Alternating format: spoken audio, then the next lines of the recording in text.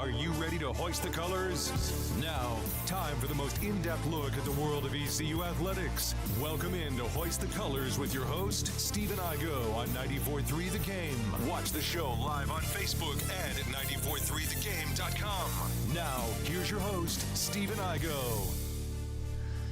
Welcome in, Hoist the Colors on a Thursday, January 30th edition of the program. We are live on YouTube, Facebook, and X. If you got a question, a comment, a concern, we'll get to it over the next hour. Drop it in the chat on any of those platforms, and we'll do our best to address it. Very excited about today's show.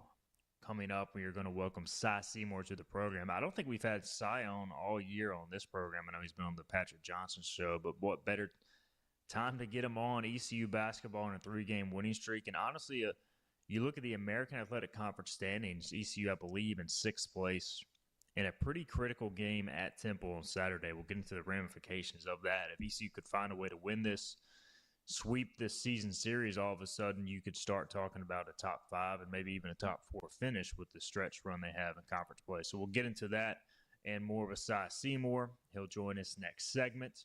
We also are going to talk later today. We'll have the Logan Zone, our penultimate episode of the season. That'll air 5 to 7 p.m. But Steve Logan will join me. We'll talk about the Super Bowl. We've also got several questions from fans. So that'll be 5 to 7, 94.3 The Game, along with 96.3. We'll have you covered there later this evening. But for now, we are talking East Carolina, and we've got Philip Pilkington back in the 94.3 The Game studios. Philip, we talked about it earlier this week, man. Super Bowl 59 on the way. And, there's this lull in between game day and obviously when the matchup is announced, is you got a 2-week break. And I'm going to be honest, Philip, I am not any more excited about it right now as compared to when we talked about it, I think, Monday. But I don't know. Are you feeling any different? I think the frustrating of how things ended on Sunday has at least been suppressed. And I did see something today that got me a little more excited. It showed today is a 25-year anniversary of the Rams famously tackling Kevin Dyson 1 yard short in the Super Bowl. So it's like, hey, even though the matchup's not what we wanted, we still got 10 more days. The Super Bowl being the Super Bowl, I'm kind of getting excited for just more history, one more game, and, what is the greatest game or sporting event of the year annually. So yeah, I guess it's starting to kind of slowly ramp up, but I'm kind of almost, like I said, I'm more hyped because I'm seeing, memories of old games that were so classic and so great to watch or so great to go learn about if they were, before my time. So I guess, yeah, it kind of. I'm glad you mentioned that, Philip, because one of my favorite pastimes, and this may be a mean thing to say to a Panthers fan, but is reliving my team's Super Bowl victories going into the Super Bowl. And every year, I've got the America's Game DVD of the Denver Broncos, their Super Bowl wins in 32 and 33 over the Packers and Falcons, respectively. I'll pop that in, kill an hour here or there with those DVDs. I've got the Super Bowl 50 commemorative edition DVD. So first off, I have to find my DVD player, Philip, and figure out where that is, hook it up. But there is nothing I love more than going through the NFL films, all the interviews, and reliving all the season as a whole, the build-up. I know as Panther fans, y'all don't have a Super Bowl win yet, but you can relate probably in other sports. I'm sure you've watched some of that stuff with your champion Celtics and Red Sox and Bruins, but I don't know. Am I lame for doing that, or is that something you think a lot of fans do? No, it's something a lot of fans do. So first off, if you can't find your DVD player, I think a lot of that stuff's on YouTube, that the NFL's put it out there on YouTube, so it's not like it's just some jank page that's stealing content. And, I know a guy who we go to church with, and he finally quit doing it a few years ago, but actually before the season, every year he would watch, he's a Broncos fan, and would watch y'all's win over the Packers. He would relive the first Super Bowl that you guys won. So, no, I don't think it's bad because I love when NFL Network does the little 30-minute deals throughout the days leading up to the game where it'll be the highlights and all the main points of NFL films of the game itself. as well as the America's game you were talking about, where it's an hour-long program. It goes through a team's entire season. So, no, it's cool. And, no, I wouldn't say you're weird for doing that. Every time the Sox make the playoffs, I'll watch 4 days in October, the 30 for 30. No, not at all. This is part of being a sports fan, man. It's like the present's great, but you do have to relish the past, and because you don't want those memories to just happen one time and then never go back and smile at them again. Because if you did that, then what's the point in winning if it only lasts for a day? And the NFL Films presentation, Philip, is just so elite. I mean, I can just visualize it now, like the football like spinning through the air in slow motion, like coming right towards the camera. Like, I don't know, man. I've watched documentaries on NFL Films, not even just NFL Films documentaries, like just all the cameras and things they put into it.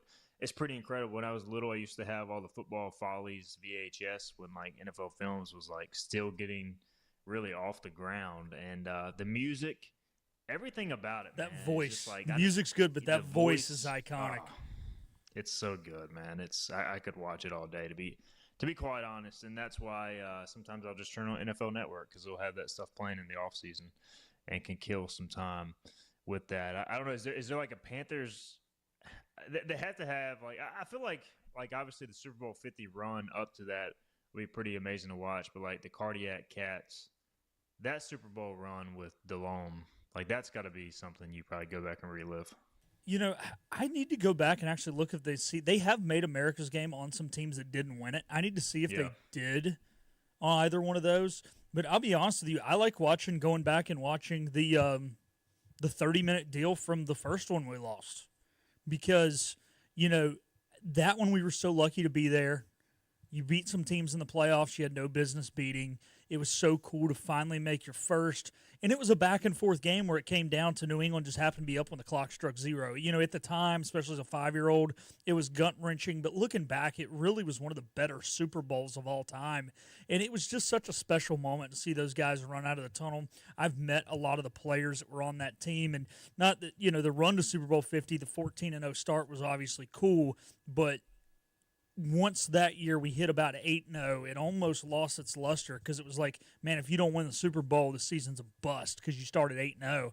And then obviously just to go out there and just play bad. I mean, you guys didn't even play great.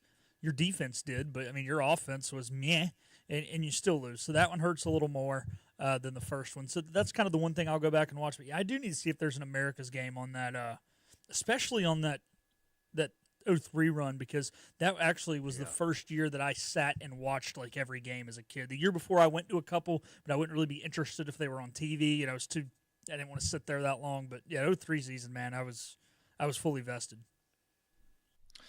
Yeah, that was I remember watching it just as a non-Panthers fan, watching some of those playoff games, and they were incredible. Like the Steve Smith touchdown, what was that, against the Rams in overtime? Yeah, and that's still the only team in NFL history to win 10 games by 6 points or less in the same season.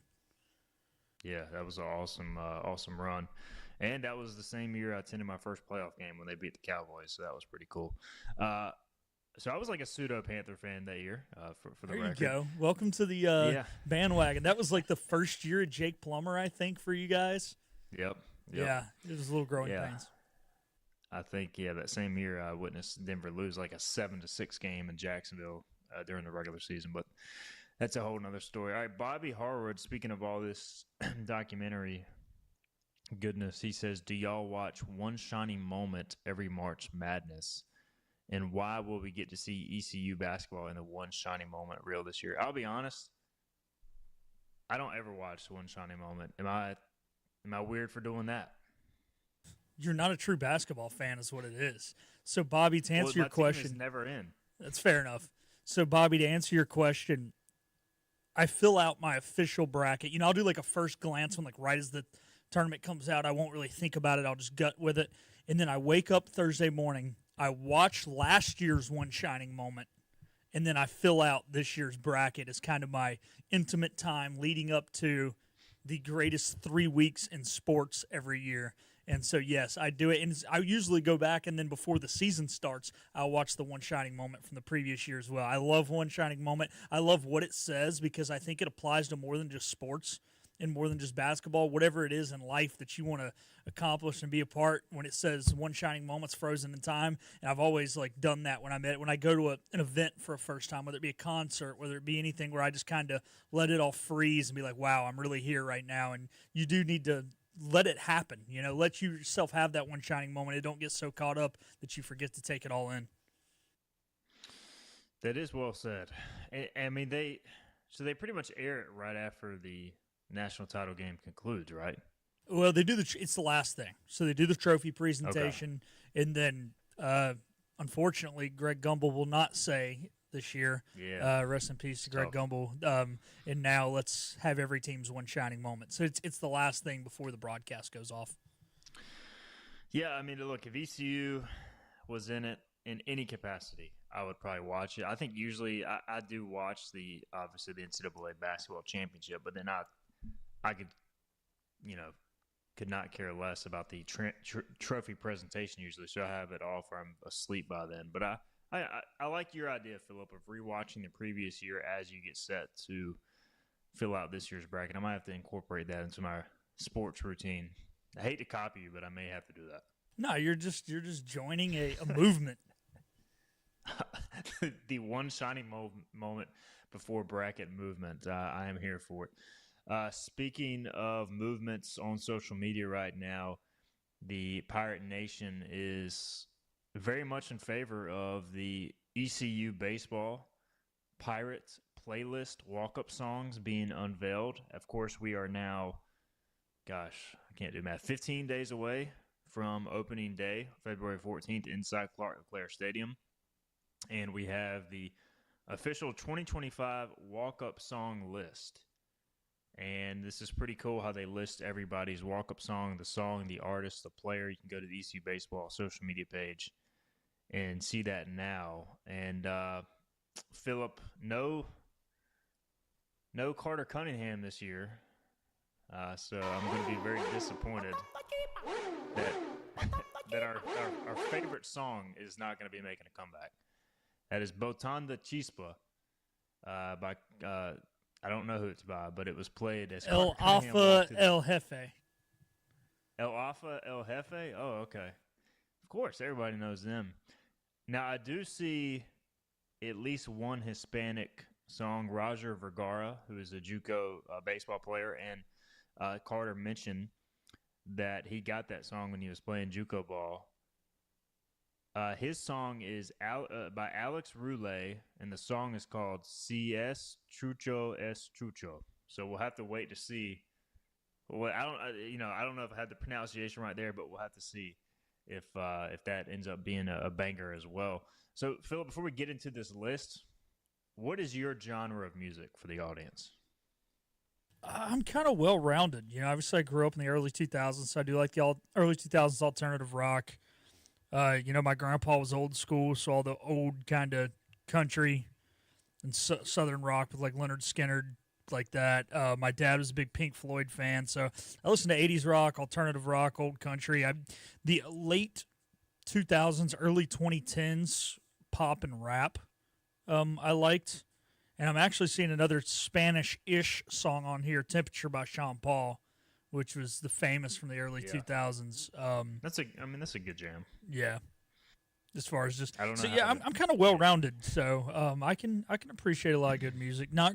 Sorry to break the hearts of all the Eastern North Carolinians. I cannot listen to beach music. Didn't grow up with it. Don't listen to beach music. That's fair.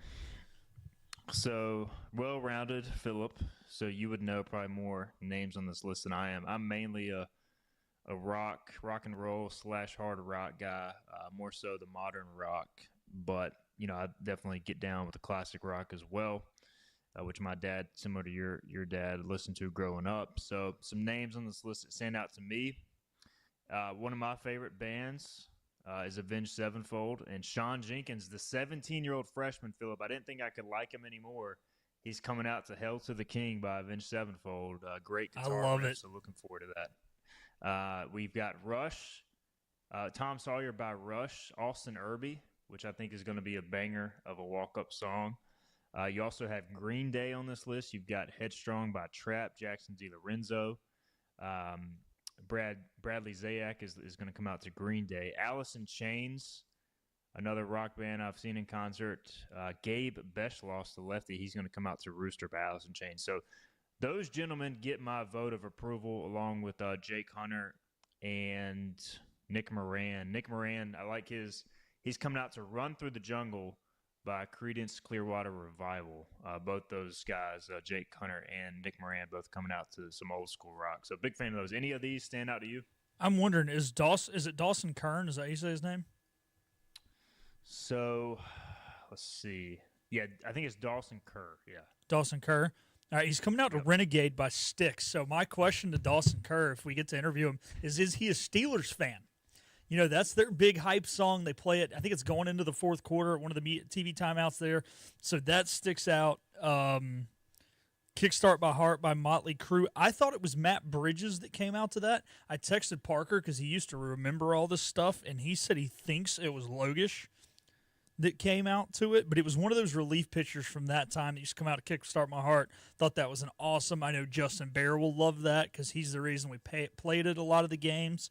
So I think TNT would be a good walk-up song by AC/DC for Drew Downs.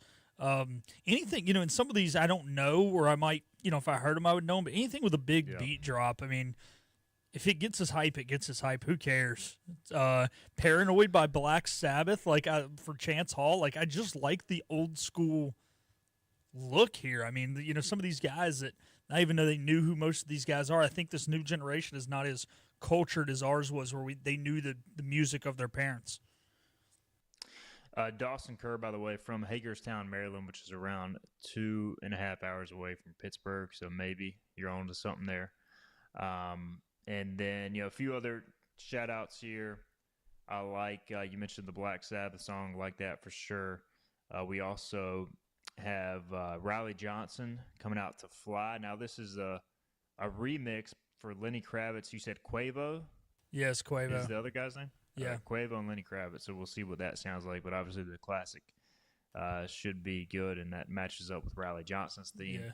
And so, you got some other good ones here as well that, again, I'm not a big country guy, but I know a lot of these guys like country, so that's a baseball I'm thing. sure there'll be some good If you ones don't too. mind, intern Brandon would like to give his favorites on this. Let's hear it, on this Brandon. lockup song. Here you go, Brandon. So during my time growing up, Kanye West, Can't Tell Me Nothing, and the Black Eyed Peas, Rock the Body was my favorites. There you go. Brandon definitely is a late 2000s, early 2010s guy when it comes to music. Hey, I can't blame him there. And Rock the Body by Black Eyed Peas, that'll be pretty good. So that'll be Kobe Wallace's batting song, it looks like, and then he'll have a pitching song as well. So Kobe Wallace gets two choices, which is a little unfair, but hey. Hey, we let Zach do it, and we let Burley do it, so. Exactly. Got to do it. All right, we got to get a break in, and we're going to welcome in Cy Seymour on the other side. We're going to switch to ECU Hoops. I don't know what Cy Seymour's walk-up song would be, but maybe we'll ask him and figure it out. So we'll figure that out. We've also got ECU basketball on a 3-game winning streak going into a crucial game this weekend. We'll tell you about that and more. This is Hoist the Colors. Acre Station Meat Farm, along with Lane Angus Beef, bring you Farm to Fork Beef. Stock your freezers now with affordable beef boxes, just in time for the grilling season. Farm to Fork Beef brings quality local beef to your family. From your traditional butcher shop, Acre Station Meat Farm. Come on down to Acre Station Meat Farm and find out why we're #1 in fresh cuts and friendly service. Acre Station Meat Farm, Highway 32 North, Pinetown. Living easy is the sound of children laughing as you make memories with neighbors and friends. It's the sound of nothing at all. It's the smell of the salt air. Hear the waters against the marsh grass. See the beauty of our coast. Bow Coast, located in Beaufort, North Carolina. Southern Living's best small town. Other restaurants claim their food is fresh and fast, but are they friendly? At Moore's, you're treated like family the minute you walk into their doors. With locations in Winterville, New Bern, Swansboro, Morehead City, and Jacksonville. We've been practicing what we preach since 1945. At Moore's, our barbecue is slow cooked and smoked over real wood daily until it's so tender it's falling off the bone. Combined with our fresh chicken, cooked to order seafood, and homemade fixins, we're sure you'll agree. If it's not Moore's, it's less.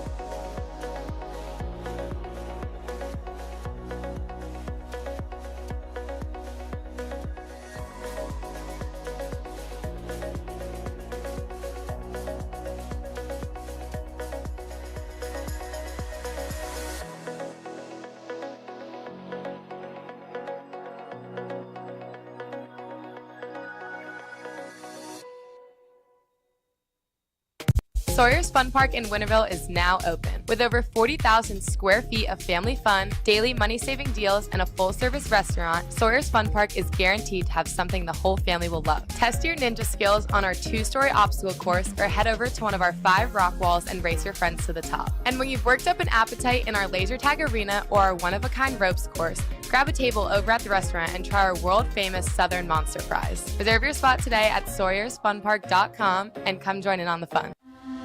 This is about you, your family, and the health of all who live in Eastern North Carolina. This is about the transformation of a health system into something more powerful and more human, about creating new ways to treat disease and keep you well. This is about ECU Health, which is to say, it's really all about you. ECU Health. Minds, hearts, purpose. Everything you need to know in the world of ECU athletics. This is Hoist the Colors with Steve and Igo on 94.3 The Game. And welcome back in Hoist the Colors on a Thursday, January 30th edition of the program. We just talked some East Carolina baseball. We will continue that discussion later in the program. But right now, we're going to talk some Pirate hoops. We've got Seymour on, ECU basketball analyst. I believe his first time on this season. How's it going?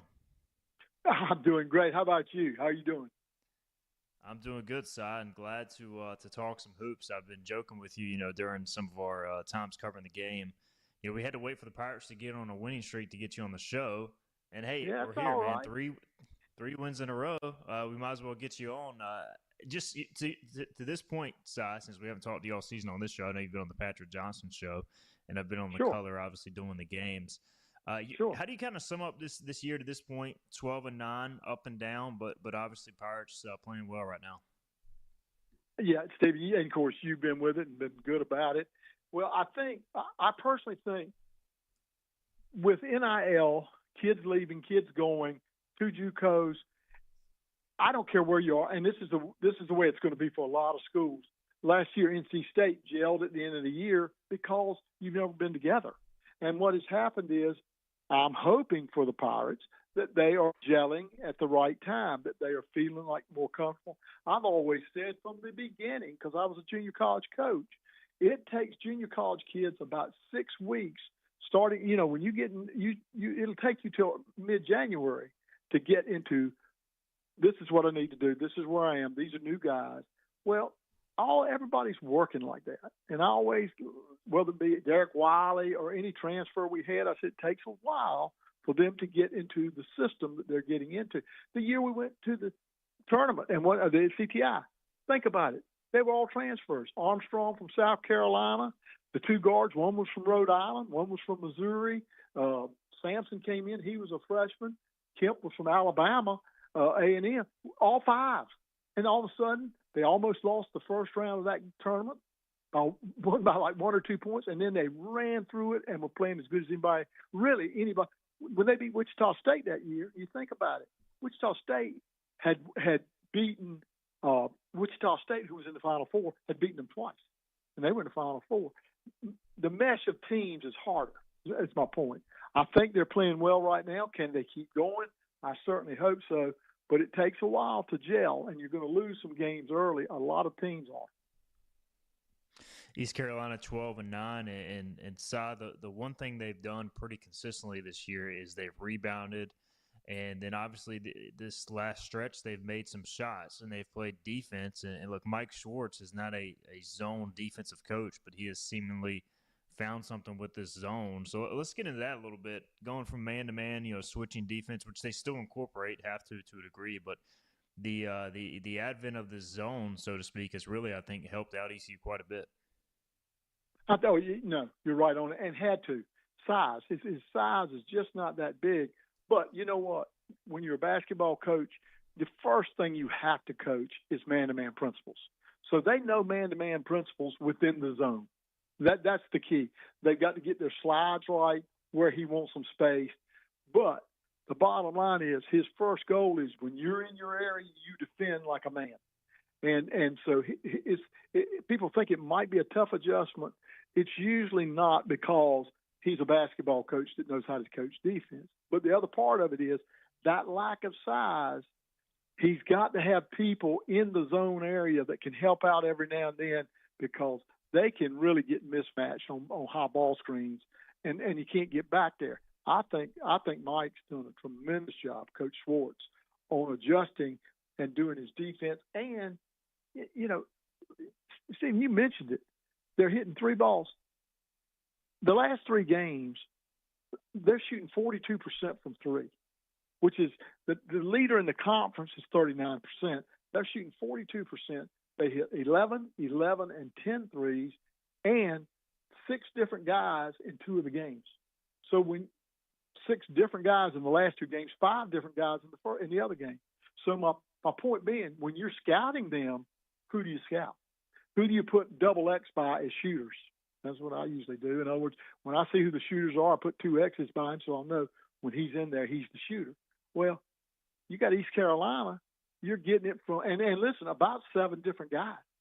So tonight, or Temple going through their stuff, it's a hard scout. And you said another thing.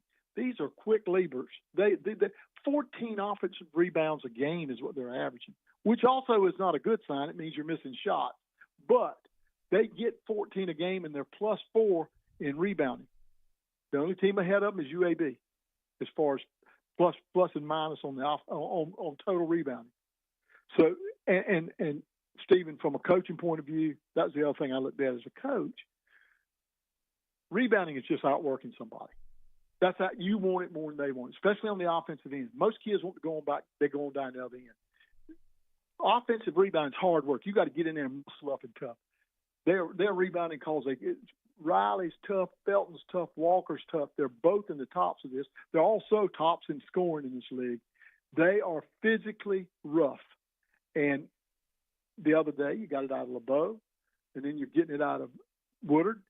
Cam's playing a solid point guard, and you're bringing in 2 different centers, and then Burrell's hitting a few jumpers.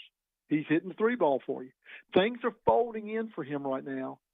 How can it hold up? I certainly hope so. But you're on the road against a Temple team that's 4-3, 5-3 after last night, and I'm just saying these are all pretty darn good ball clubs. These are all good ball clubs. So can we keep it up? I hope so. So you look at the schedule going forward, and I kind of said earlier, hey, if ECU could find a way to win on Saturday at Temple, which is going to be tough. Look, they're probably going to be an underdog. And they're going to have, Temple's going to have revenge on their mind. But if you could find a way to steal that game on the road, obviously that'd be 4 in a row, but you'd move into the top 6 of the conference pretty convincingly. And at that point, I think have a pretty favorable schedule. Not that there's no guaranteed wins, and really there's no game ECU can't win going forward. You've got Memphis and North Texas out of the way. So, I mean, Saturday's game to me is pretty darn important. So if you find a way to win that game, you could, it's not out of the realm of possibility you could finish in the top portion of this league. Stephen, you've done your homework. That's exactly right. I'm the same way you are. The other games left are games that you can lose, but you've got a good shot to win them. I mean, you got San Antonio twice. You've got Charlotte twice. You've got Rice once at home. The tough one will be Tulane on the road, and any road game. You got Charlotte and San Antonio and them on the road. But my point being is and Temple, if you can slip up and get this one, I'm not saying, but the road gets you can hiccup a little bit and still win. But what's happening for them right now is their confidence is at an all-time high. And if they could slip in there and get that win, you're right. Now, is it hard? Yes, it's really difficult. And it's like I said, I think the general public doesn't understand. This ECU team, there's 366 teams. We're in the top 50 percentile. We're in the 150 area. You know, and that's pretty darn good. But this league's even higher than that. The teams in this league, most of them are in 125 down to Memphis in the 20. This is a good, above average basketball league, really good, and they're not easy. Is my point. None of them are easy on a limited NIL budget. We probably got the lowest NIL budget in this league, and man, he's done a good job of what he's got. But we are low on the totem pole. I can't imagine if we put more money in it, how much better we could be. But we do what we do. Mike Schwartz never fusses. But I'm just saying he's done a good job with these kids. They played hard for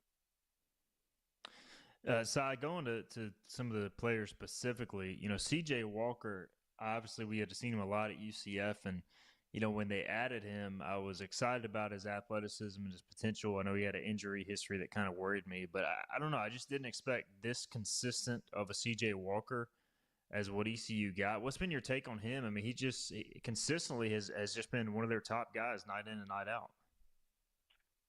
I tell you what I think it is. This is what I'm thinking, is that CJ's a year older, a little more mature. He knows this is it. He's not gotten hurt, and he's been really solid. So, and he's just gotten better and better. The ability's always been there. I mean, he was recruited by Oregon, then went to Central Florida. Now I can tell you, when I talked to him early, you could feel that he was thinking right. He wanted to be a part of this. He said, Coach Schwartz was the best guy in a recruiting process that I've ever been around. He didn't shoot me any lines. He was very good to deal with and a lot of fun. I mean, he didn't hold back. And he also said, we are more prepared than any team I've ever been on. And that's counting Central Florida and Oregon. He said, and then he told me this early. So he's happy. He's doing his job. RJ's older, now getting his confidence back. Riley's a workhorse. He's a bull. He's just wonderful. I mean, those three guys are playing. But, you know, Cam's done really well because he's a mixture of a 1, 2, 3.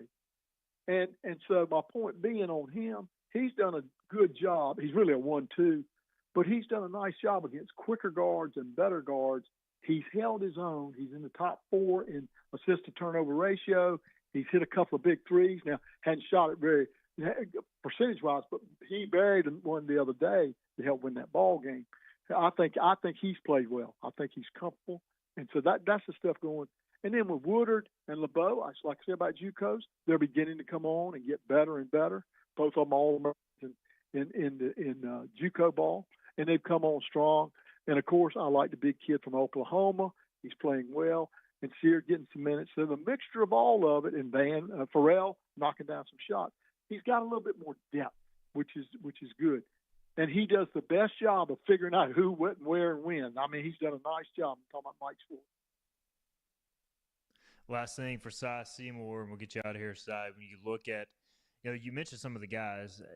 Looking at the list, you really have 7 guys. I think you know you're going to get kind of what you're going to get on a nightly basis. RJ, Walker, Riley, Cam, Farrell, Woodard, and LeBeau. You know, whatever happened with Julian Samaro happened. He's not a factor anymore. And I don't know, you mentioned some of the other guys. If there's 1 or 2 more pieces that, you know, we need to see step up this second part of the year to kind of further solidify that rotation, who would be kind of who do you have your eye on as a guy has a chance to make a leap here? I think that Reed Kaysen can play. He's tough. I finally got to talk to him a little bit the other day, and I said, "Did you folks get to go to the Tulsa game?" He said, "Yeah." I said, "You played really well." He said, "Thank." I'm really bright, sharp, and I said, "Are you ready to go tonight?" He said, "I am." I mean, he's just a freshman, but he's got ability. He's going to get better. I think you can get something out of him, and I think you can get more out of Sear. Those are the 2 guys that I think that you can get something out of with this ball club. But overall, I think he's done a really good job to finally get them in a position where they're feeling confident and they're playing confident. And in a good league, they've moved up pretty darn good. He is Seymour, Pirates at Temple this weekend, and this side will be back on the call, ESPN Plus, with Patrick Johnson on Wednesday, February 5th, when the Pirates host Rice. Si, we appreciate it as always, man. Good to get you back on. We'll do it again before the season's Always over with. great with you, Stephen. Always great with you, Stephen. Listen, thank you for what you do. Let's keep pushing these programs. It's a hard world out there right now. Take care of yourself, okay? There's no doubt, Si. Appreciate everything you do as well, man. We always Okay, love the partner. insight. Thanks. Yep, that's Si Okay, Seymour. Man. One of the best in the business, especially when it comes to Pirate Hoops. Always a great advocate for the program, providing great insight. We'll be right back. This is Hoist the Colors on a Thursday. Hi, I'm D.R. Alligood. And I'm his daughter, Jessica. For 11 years, we have built quality driveways and parking lots for both your residential and commercial needs. We also offer free on-site quotes to have your custom driveways built the way you want. 252-946-1227. Looking for a great deal on a new Nissan? At Greenville Nissan, we've got a great selection of new Nissans for under $30,000. The stylish Nissan Sentra, offering top-notch fuel economy. The Nissan Altima, known for its comfort and technology. The Nissan Kicks, the perfect combination with its compact design and performance. The Nissan Versa, delivering incredible value without compromising on features. And don't forget the Nissan Rogue, an award winner for 10 years in a row. Drive it home just for $22 down and $349 a month. Visit GreenvilleNissan.com today. Greenville Nissan, where we drive to serve. The best burgers around. Everyone loves a thick, juicy, and fresh burger. Tiebreakers does real burgers better than anybody. And don't forget about the cheese sticks, fresh salads, and more. So don't just go to any burger-themed restaurant chain. It's time to break the chain and eat local. Tiebreakers, burgers and sports at its best. Go Pirates! Arg! You know what the problem is with standard belts? Usually you have to choose between too tight or the opposite, too loose. But with Anson Belt and Buckle, you don't have to choose. We got rid of the holes and instead have a track system designed for micro-adjustability. That way you can enjoy a perfect fit every time. Anson Belt and Buckle. Find your perfect fit today.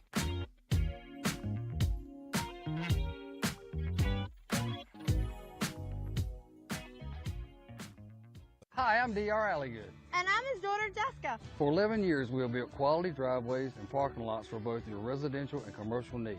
We also offer free on-site quotes to have your custom driveways built the way you want. 252-946-1227.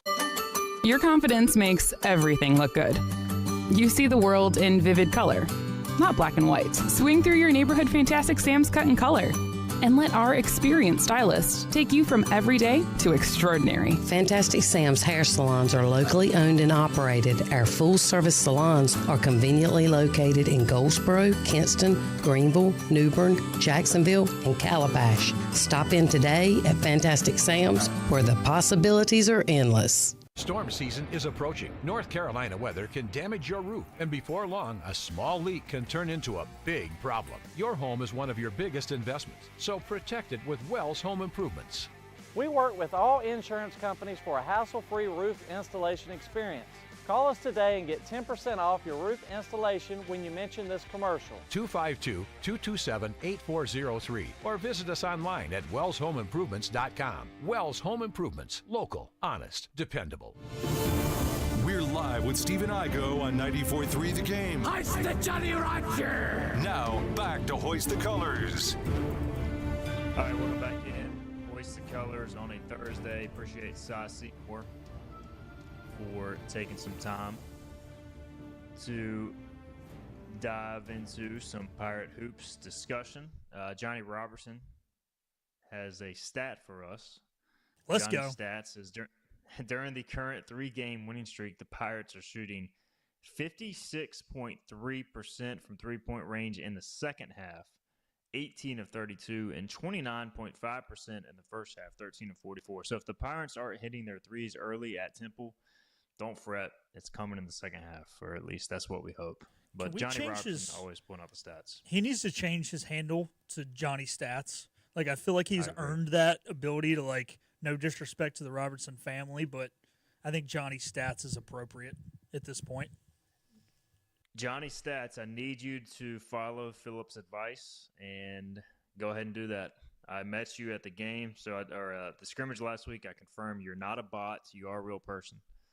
As Philip said, sorry to leave Robertson behind, but it's time to make the switch. Appreciate you, Johnny Stats.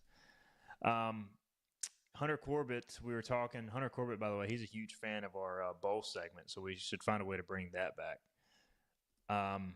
He says, no one's walking out to pump it up. We were talking ECU baseball walk-up songs earlier. Igo loves that song. You are correct, Hunter Corbett. Philip and I were discussing that pre-show. Pump it up. That will not be a walk-up song this year, Thank at least God. to start with. Now, they can always change their tunes mid-season, Philip. So if somebody's in a slump and they need to pump it up, they could always break it out. They could. You know what? The fun conversation about this, and I haven't had it with Parker yet, is how many walk-up songs he had to send back for vulgar language. I think the record is like 14 songs last year were sent back. Like, even when they did the clean version, it was just like there were so many skipped over words that you just couldn't even hear. And he's like, okay, you're either getting the instrumental version or you're changing it. And they just all changed it. So it'll be interesting to see the numbers. I'll see them at some point this weekend. Yeah, get some insider news there and let us know how many were sent back. All right, so we are going to, in a minute here, keep our rundown going to the ECU baseball roster. Now, Super Bowl trivia, you have that ready to go potentially for our last segment, Philip, if we need it? Yeah, so this is kind of if we have time each week or each day between now and the Super Bowl, we kind of our Igo would quiz me on the bowls that no one knew nothing about, or clearly I didn't know anything about. And I'm going to give him just random Super Bowl trivia. Some of them will have to do with the teams that are currently playing.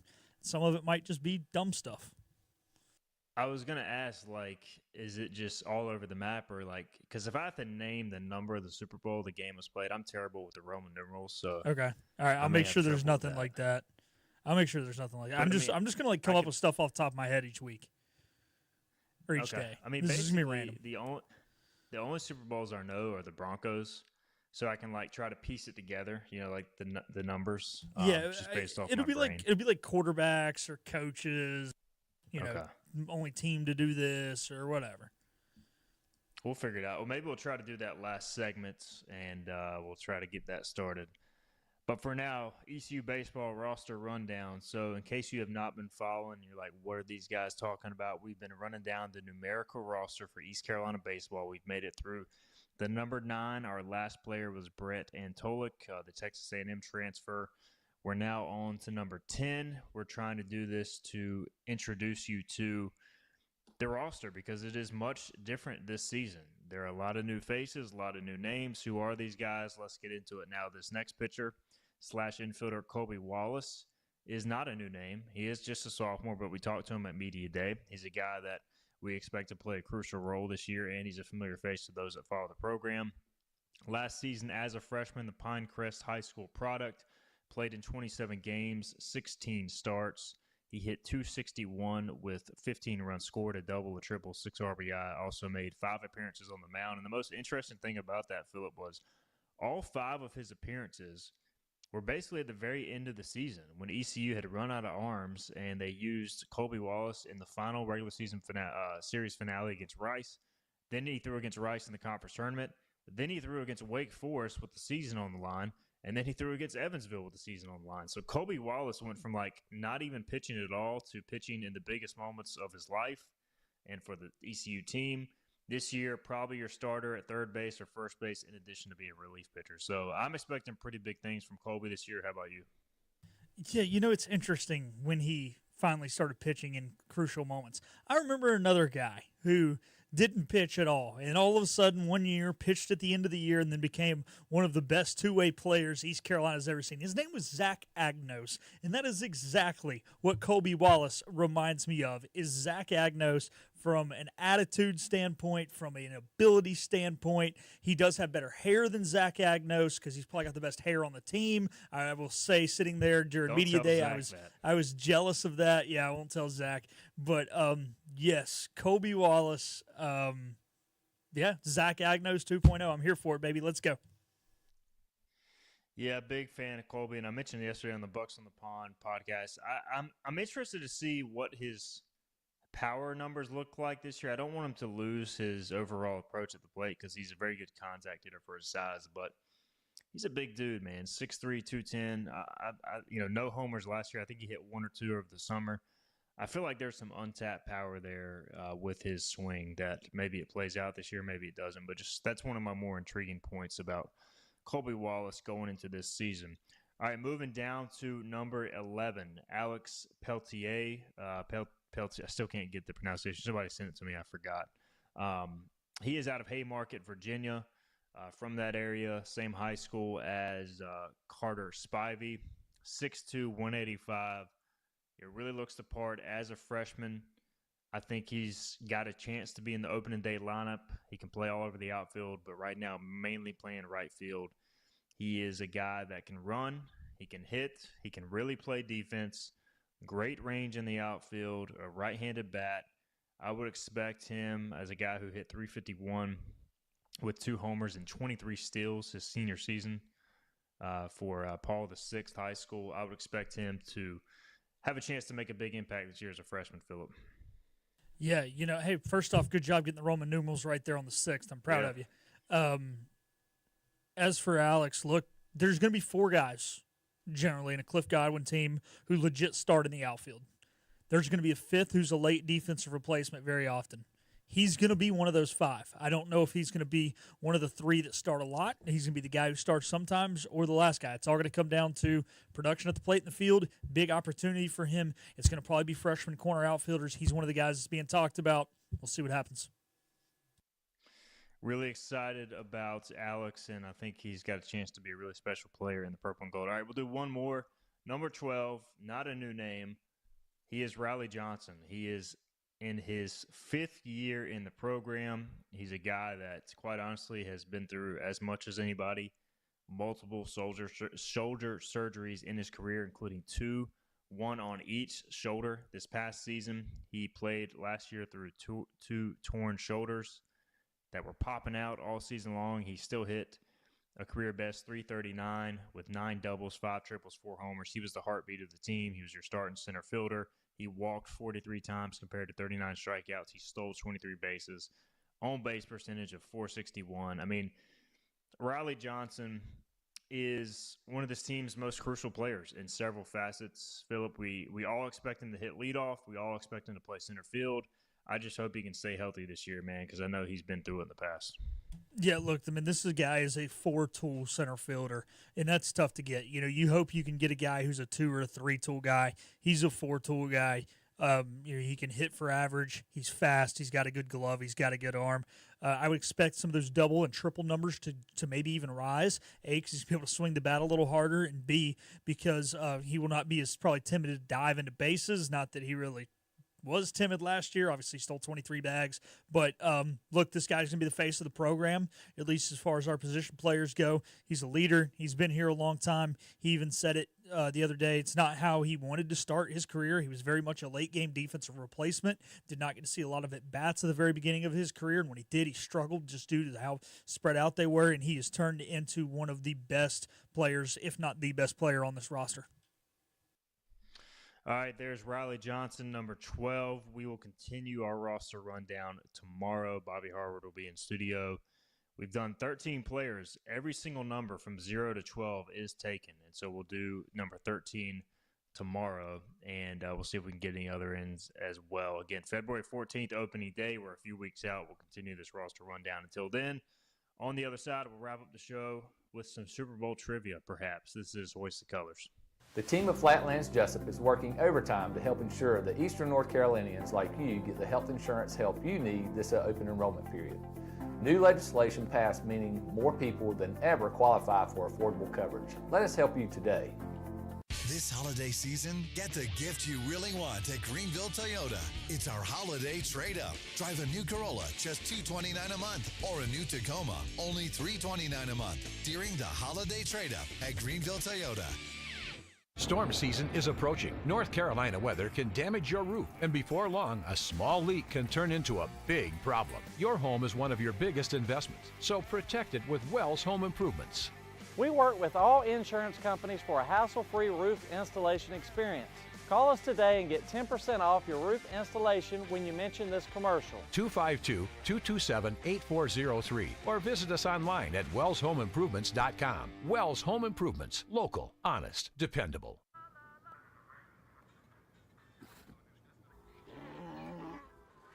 Hey, on the mountain we've got a saying. Get off your...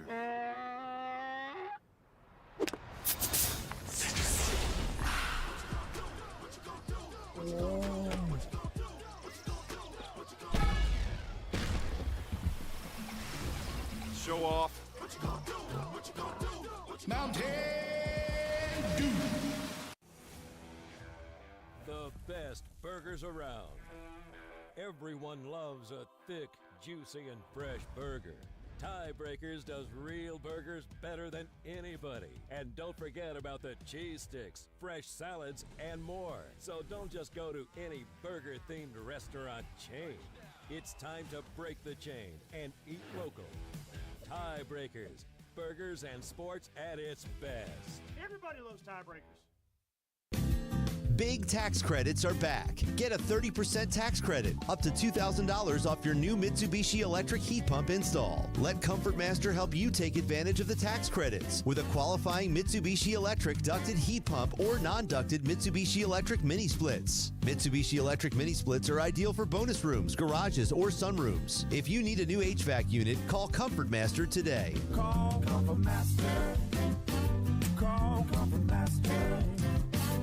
Unwrap a new Toyota for the holidays at Greenville Toyota. It's our holiday trade-up. Get a new Camry, $269 a month, or a new RAV4, $329 a month.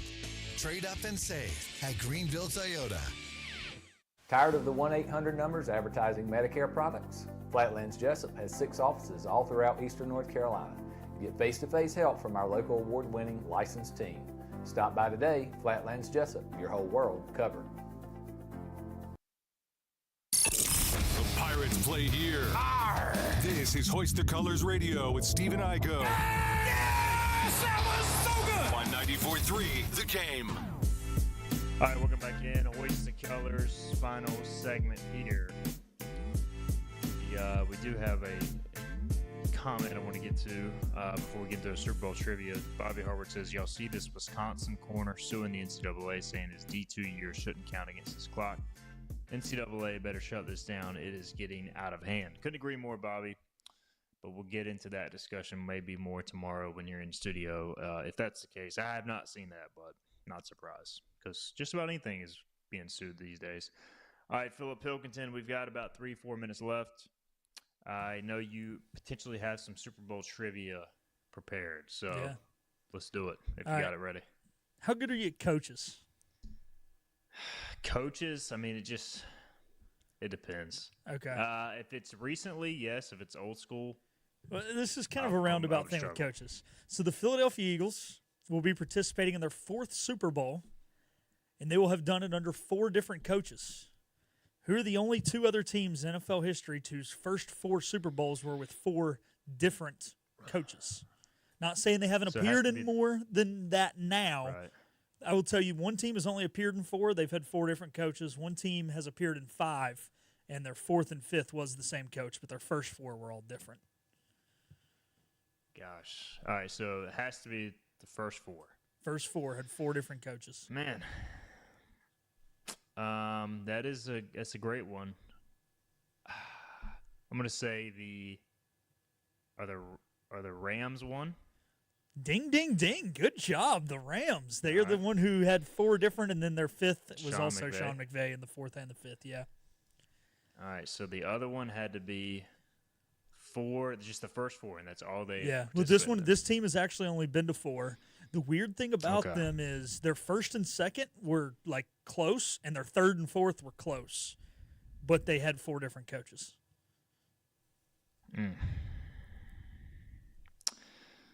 Gosh, I'm trying to think of teams that have just appeared in 4 Super Bowls. It wouldn't be them. This makes for great radio, but this is my mind working. Hey, I did it the same with the bowl games. Yeah, gosh.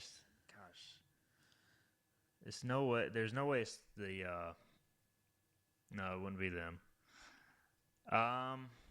Give me, maybe, since we're running out of time, maybe AFC or NFC. Is that too big of a hint? AFC. Or should I guess first? It's AFC. The Ravens? No, they've only been to 2. So I will say this team, when they went to their first, and then their coach got poached by a different team. He went on to be like a legendary coach on a new team, so that's why they had almost back-to-back Super Bowls and new coaches. That was way before our lifetime. Then in our lifetime, they went and won one. Their coach retired, and then they, a couple years later, went with pretty much the same core group, but under a different coach and lost. I know as soon as you mention it, it's going to drive me crazy. It wasn't the Dolphins because they haven't won one in our lifetime. It wasn't the Bills because they haven't won one. Gosh. Not the Chiefs, not the Chargers, not the Titans, not the Jags. You're getting closer geographically, or division-wise at least. Gosh, not the Texans. Colts. There you go. Good job. There you go. That was our Colts that was was one of those. Yeah, that was a little Colts are deep. one I of don't know where I those came teams up with forget that. Yeah, I like that. It's good trivia though. I forget like the Colts. They've just been so bad without Peyton. I mean, I know luck was decent, but forget They're either good or bad. They've been to they've had like the number 1 pick like 6 times, and then they've either had Johnny Unitas, Peyton Manning, or they've been finning for the number 1 pick. Terrible. All right, we will get out of here. We'll have more Super Bowl trivia tomorrow. Good stuff from Philip. We'll see you then. Bobby Harvard in the studio, 12 noon. This has been Hoist the Colors with your host, Stephen Igo. Tune in weekdays at noon for all things ECU sports. Get a recap of the show at 943thegame.com, on Twitter.